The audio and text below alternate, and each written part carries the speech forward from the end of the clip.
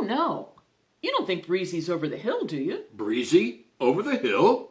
No more than I am. Oh, then we're in worse trouble than I thought.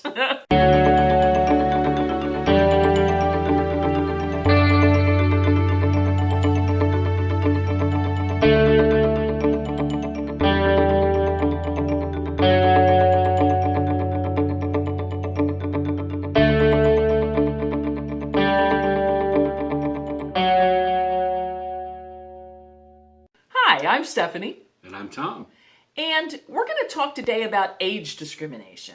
Not discrimination against people his age. What? Yeah, I know, it was mean. I'm talking about RV age discrimination. A lot of folks have told us that they are concerned about buying an older RV, like we did, a 20-year-old gal, the Breezy, because they've heard that campgrounds enforce age restrictions. 10 years, I think, is the most common one. That's what we encountered, yep. It has to be younger than 10 years, meaning it has to be made after 2008, as of right now. In any event, we just finished a 20-state, 30-day cross-country trip, as many of you know who watch our videos, and we're happy to tell you that we didn't really encounter much of a problem. Well, so one campground. Well, there was one, and we're going to tell you about that in a few minutes. But right now, we're going to give you 7 tips to avoid RV age discrimination. Discrimination. Tip number 1. We knew that we might encounter the problem of age discrimination because Breezy, as we said, is 20 years old. That's right. And she's in the middle of a renovation. And while we have the systems in great shape, and we're about 80% through the renovation of the interior, she's got some wear and tear on the outside. She's got some decals that need replaced, and maybe a foggy headlamp here or there. But cosmetically, she needs a facelift. Yeah. Cosmetically, she's a tiny bit challenged, but overall, she's really in really good shape. So what we did was we didn't make reservations as we crossed the country. That's an important thing to tell you as I explain this tip. What we did was when we got, about 30, 40 miles outside of the place where we knew we wanted to stop, we just started calling nearby campgrounds. And we told them right up front, we're looking for a place to stay overnight. We're not looking for any long-term stays. Do you have anything available? And the reason that we did that was because, do you want to explain why? You want me to explain why? Why don't you take it? The reason was a lot of campgrounds have a special section for overnight RVers. It's usually near the exit or near the dump station or near the dumpsters and away from seasonal campers who seem to be the ones that have the biggest problem with the older RVs. So as soon as we told them we needed an overnight spot, they knew exactly where they wanted to put us. It wasn't going to be a problem with their seasonal guests or long-term campers. As long as they could put me halfway on the road with a 50-foot hose to hook up. Yeah, we had a couple issues where it was so far out we needed a sewer line extender, but it worked. Nobody really asked us the age of the RV when we fully explained right up front that we were just looking for an overnight site. So that's tip number 1. Make clear to the campground that you're not planning a long-term stay, and then they're not as interested in the age of your RV. Tip number 2 is if you don't want to run into a situation where campgrounds are less inclined to take older RVs, choose ones that cater to, what would you call, transients, highway travelers, campgrounds that are just off the exit. Campgrounds that rely on people driving off the highway and into their campground, it wouldn't do very well for their business model to tell older campers that they weren't welcome. And we found plenty of those all the way across the country, in fact. Absolutely. I mean, right on the highway, which was always nice sleeping-wise. What was that, honey? Oh, that was another 100-wheeler. No. Some of them were really, really beautiful. Yeah. Nevada campgrounds. Oh, absolutely. West Virginia was right on the highway, and it was a beautiful campground. You really couldn't notice that. I mean, seriously, there was not one bad campground. We had great campgrounds. Yeah, we were very lucky, very fortunate. Yeah.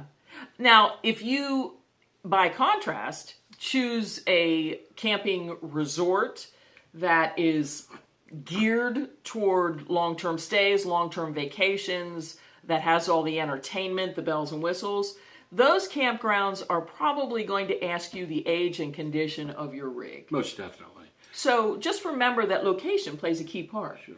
And, to put this into perspective, think about that 20-year loan you have. You won't be able to use a campground in 10 years of that loan. Yeah. Interesting, right? Right. If every campground enforced a 10-year rule, It's awful. you'd basically have to buy a new camper every 10 years. So, but nonetheless, the location of the campground is going to really help you avoid those sorts of age restrictions and issues. Yeah. The third tip that we have is that it's just a fact that age restrictions are more common in certain states. We visited our son and daughter-in-law in California, and we greatly enjoyed California. But I would have to say, of the 20 states we visited, California and Nevada were Nevada were definitely the states with the most restrictions. Yeah, and I definitely. think it's because, and here again, this is not a judgment-based guess, but I think it's because they have a homeless problem. Especially in California. Housing is so critically short. There are far more people than there are housing opportunities. So they're very concerned that folks are going to come out in an old RV and sort of boondock somewhere and end up staying there as an unofficial citizen of the state. Yeah, they have big time restrictions as long as you can park anywhere. And Right. so you really have to know what you're dealing with when you go to places like California. Just Yeah. ask them. They're honest. Yeah. They'll tell you exactly up front Exactly. what is expected. Exactly. And then you have states, the other state we mentioned, Nevada, and that's because it considers itself a resort area. There are casinos everywhere. There's entertainment, big name entertainment everywhere. We Come on, gamble, lose all your money, and park for free. Yeah, come on. As long as your RV's not older than 10 years. Well, you could look like Cousin Eddie's on Christmas vacation in Nevada. No, you I'm kidding. can't. You can't. They also have pretty strict age restrictions in most campgrounds. So here again, think geographically. Certain states are going to have more prevalent age restrictions. Other states, really, they're just not going to care as much. The fourth tip is what we found was that campground chains, and I mean KOA, we didn't stay a lot of Good Sam's, but we stayed at a good number of KOAs, that the chains that cater to families, they don't really get real particular about the age of an RV. Here again, if they're in a state that's a resort area or some, a place like California where there are heavier restrictions for other reasons, KOAs might have those age restrictions. But we did not find one of them. Did not encounter that at all. And this isn't a paid ad for KOA. I mean, it's just our personal experience. They just happened to be the campgrounds that were closest off the highway or convenient to where we were. But we found that the chains were really reasonable. Yeah. They really didn't ask us the age of our RV. The fifth tip is you will have some campgrounds that will sort of get at the age without really asking the age. They'll ask things like, well, what condition is it in? We were very honest. We said, look, we've got a renovated RV. We're traveling from Pennsylvania to California. Obviously, it's in good enough shape to cross the country. And we have no plans, after all the work we did, of leaving it in your campground. Yep. And we also offered to show them pictures. Anytime anybody asked about the condition of Breezy, I said, I can email you a picture. And, nobody asked for it after I offered it. They assumed that if I was willing to send a picture, if I was that proud of her, that she must be in pretty good shape. So that worked. So if you're asked the age and condition of your RV, don't get angry. Just offer to send them a picture. And chances are, as long as your RV's in decent shape, they're not gonna discriminate against you coming in. And one campground, we actually got a compliment. Remember? Oh, the guy came out to check it. I mean, he walked all the way around it, and came back and went, Oh, she looks pretty good for 20. Which we were relieved to hear. Yeah, I was like sweating bullets. Oh, okay. Thank you, sir. Now, we're going to digress a little bit to the campground that we mentioned at the beginning of the video. Of the 20 campgrounds we stayed at in our cross-country trip, there was one that we actually, did we call them in advance or did we just show up? Well, we phoned them. We phoned them the in highway, advance. as we did. Get 30, 40 miles out. We start, calling, see if they got any availability. Right. And this particular campground was in Sparks, Nevada. And we're not going to name the campground because we don't want to be petty or mean, but Or sued. no, we're telling the truth. We're not making anything up here. But we pulled in even after calling, and well, you went in to check in, and she said, "What did she say to you?" Well, she was asking me, what year it was, and I was like, "Well, it's 98." She's like, "Oh, honey, we don't allow anything over 10 years old." I was like, "Really? Could have told me that 50 miles ago on the interstate." But we were parked in front. They had a large, like a picture window, and she could see from the office out to the RV, and she saw that it was in good shape.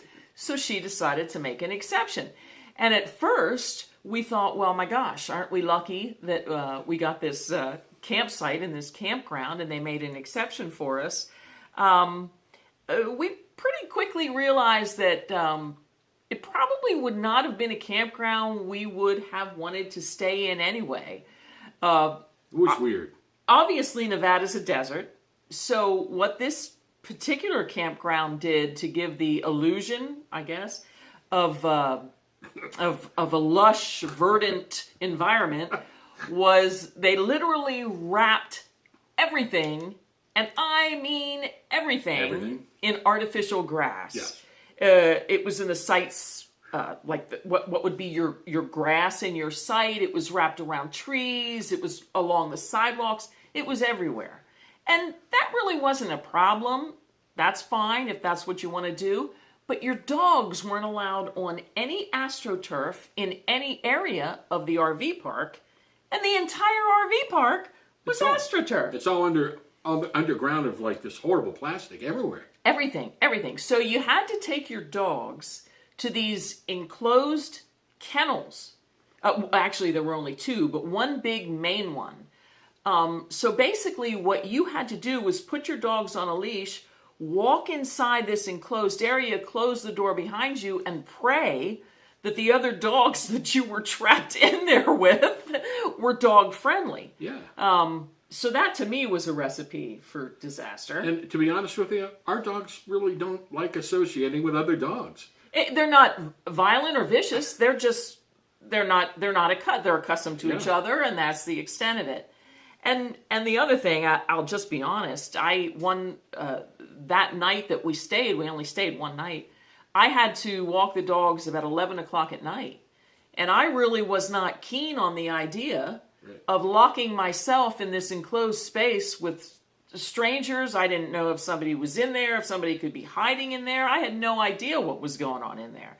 So they may not want RVs that are Breezy's age, but that's okay because that's not a campground that we would go back to. And like I said, I won't say the name of it. If anybody wants to know, you go to GoinCoastal.info and send me a message and I'll tell you. But that was the one sort of iffy experience that we had. For sure. Now, finally, tip number 7. It's pretty simple and it's self-explanatory and we really shouldn't even have to say it, but a campground is a private business. It's entitled to set any rules it wants to set, including the age of the RVs that it will allow. But if you really want your best shot of not running afoul of age description, keep your RV well maintained, right? Keep it clean.